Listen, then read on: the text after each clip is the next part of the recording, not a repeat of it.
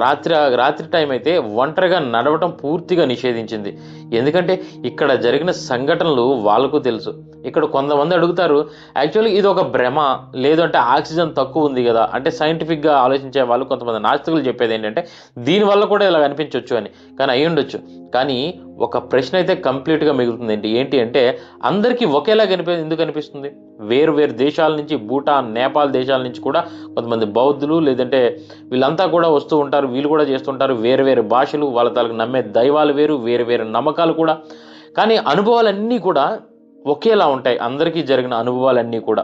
అందుకే కోరా యాత్ర ఒక సాధారణ ట్రెక్ కాదు, అది ఒక పరీక్ష. శరీరానికి కాదనమాట, మనసుకి. కొందరు తిరిగి వస్తారు, కొందరు మధ్యలోనే ఆగిపోతారు. కానీ చివరికి వచ్చిన వాళ్ళు ఒక్క మాట మాత్రం అందరూ చెప్తూ ఉంటారు, అక్కడ ఏదో దాగి ఉంది, అది మనకు పూర్తిగా అర్థం కావట్లేదు. అయితే కోరా యాత్ర ఎవరిని